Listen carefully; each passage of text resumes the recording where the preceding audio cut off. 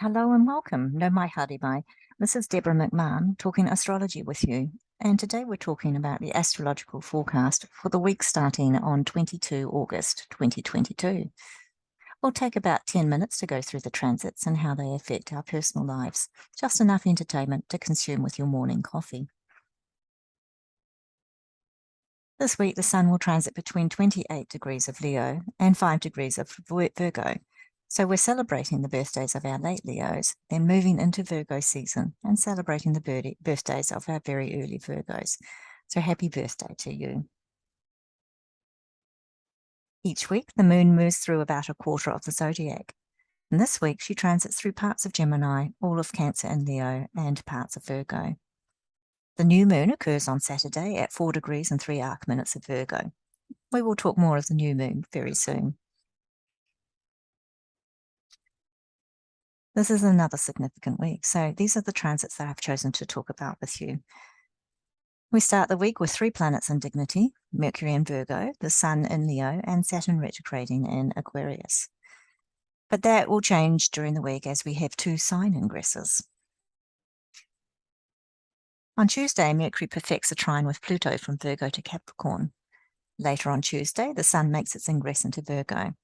On Thursday, we experience Uranus at a standstill as it reaches its retrograde station. On Friday, Mercury makes its ingress into Libra. And there's a lot going on Saturday.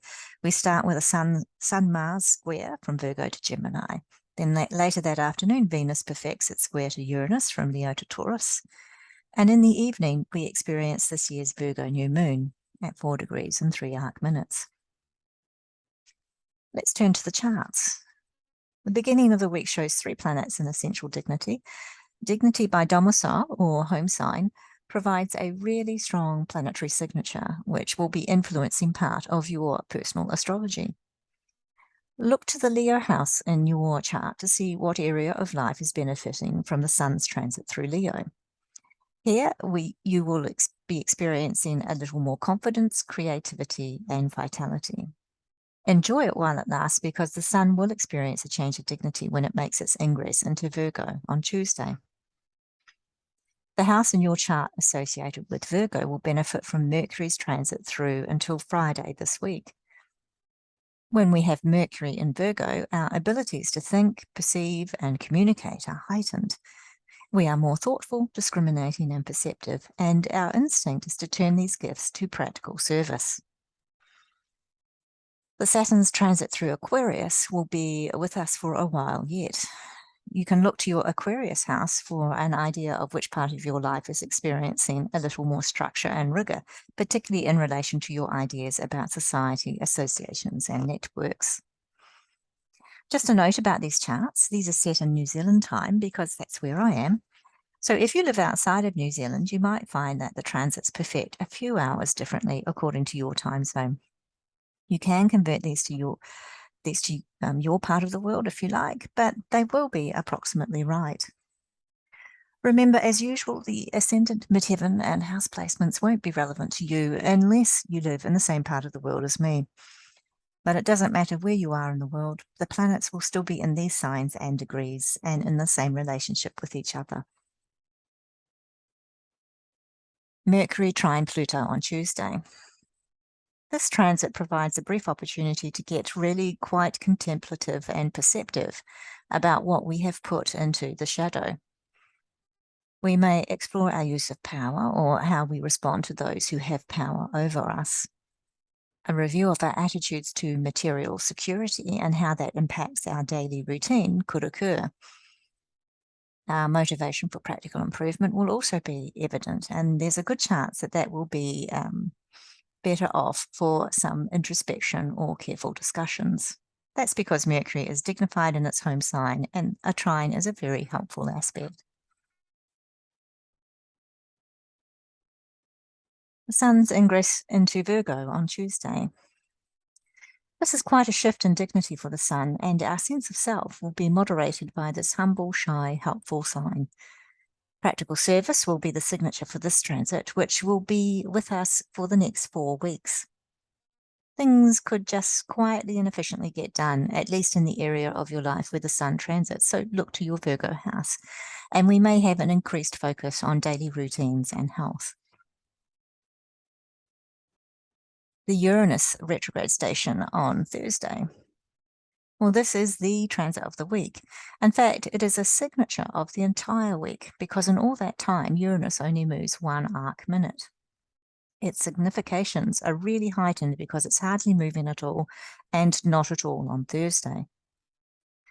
This could bring a surprise or fast-moving events, or if not, we may just feel a need for more freedom in an area of our lives. Restructure or breakthrough is a characteristic of Uranus, but this won't be a carefully orchestrated transition. We could be shocked even by our own actions, or if it's not us, those around us could be reacting to fractured and frizzled energy. It's possible that this may play out more on the world stage than in our own lives, unless you have a planet in your personal astrology in the same degree of Taurus, or interacting with it by aspect. The parts of your chart to look at are the opposing point at 18 degrees of Scorpio, or the squaring points in Leo and in Aquarius, or the trining points in Virgo and Capricorn. If this describes you, use the comment section and let us know about your Uranian experience. For us all, the themes opened up this week could return again in May of 2023 when the Maverick planet returns to the same part of the zodiac after completing its backwards trek.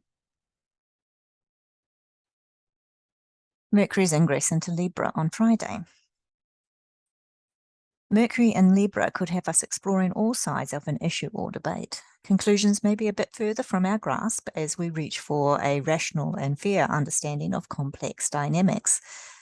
The same issues may be returned to over the next several months after Mercury starts to move retrograde. The planet will be in the same part of Libra again on the 22nd and 23rd of September, just as retrograding Mercury conjoins the Sun at 0 degrees and 14 arc minutes on the day of the equinox. There could be some insight available then, but the full resolution may not be available to us until the 11th and 12th of October, when a now direct Mercury passes through these early degrees of Libra for a third time.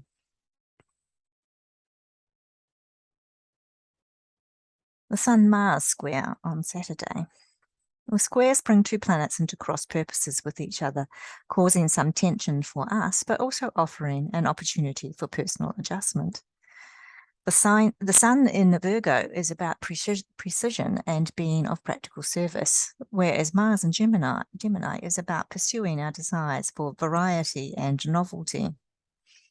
The Sun freshly into Virgo can be experienced as a notching down of our vitality and ego. And Mars in Gemini is about scattering our physical energy, chasing after what we want, perhaps on several fronts. This year's Virgo New Moon.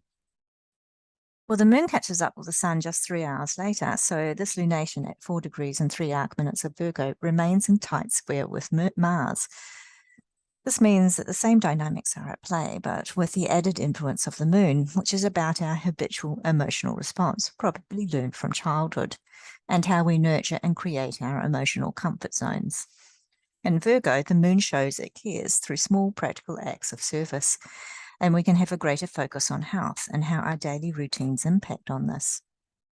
When in her dark moon phase, in conjunction with the sun, the moon promises a beginning or a seeding moment, which in this instance occurs in tension with Mars and Gemini, which may have us scattered and exerting a lot of physical energy. Perhaps the personal adjustment on offer is the turning over of a new leaf.